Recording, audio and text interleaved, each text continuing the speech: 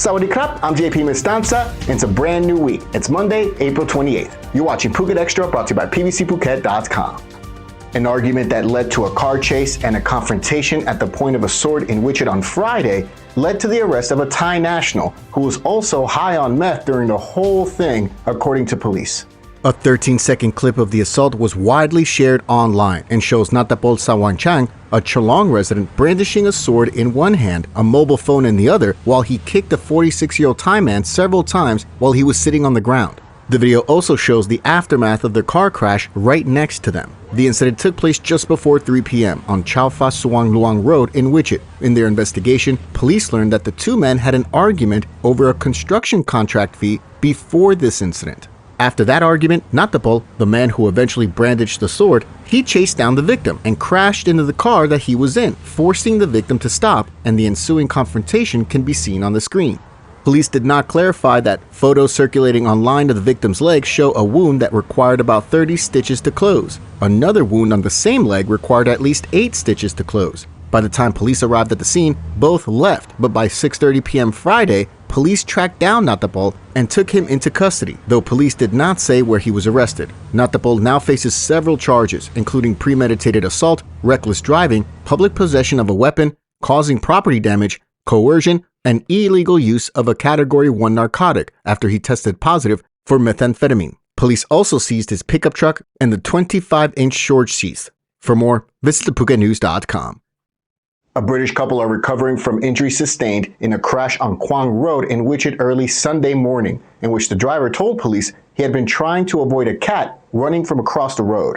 The crash took place shortly after 2:30 a.m. on Sunday morning, and police arrived on the scene on Kwang Road to find a BMW car that had crashed into a 24-hour laundromat. Reports say that the driver, a British man, was in the car with his wife in the passenger seat on their way towards Chalong. The driver lost control of the vehicle trying to avoid a cat on Kwang Road, and he crashed straight into the shop. While the driver suffered only minor injuries, his wife sustained more serious injuries, and both were transported to Dibuk Hospital by rescue workers. An investigation is now underway. For more, visit thephuket.news.com.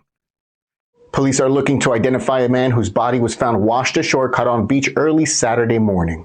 The body was discovered by a beach vendor in the area shortly before 6 a.m. on Saturday. The witness, a Myanmar man, called local Karon police and rescue workers who were dispatched to the scene. They believe that the foreign man, who was found wearing only a black round neck shirt with no pants, was between 60 and 70 years old. An initial examination found no visible signs of injury or foul play, aside from minor abrasions likely caused by the body scraping against the sand. Police estimate that the man had been dead for around 3 to 4 hours before being discovered. No identification documents or personal belongings were found at the scene, and his identity and nationality remain unknown. Vashida Phuket Hospital is now conducting a post-mortem examination, while police check for any recent reports of missing persons in the area. For more, visit thephuket.news.com.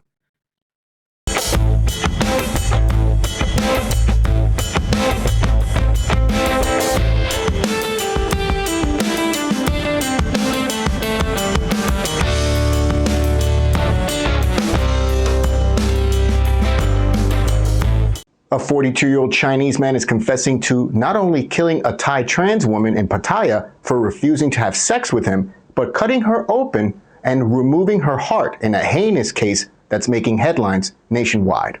42-year-old Phu Tong Yung was picked up at Suvarnabhumi Airport in Bangkok on Saturday while he was attempting to flee back to China. Phu had been staying at an accommodation in Pattaya, and his neighbors had called police saying that a heated argument had ensued overnight, pointing the finger at Phu.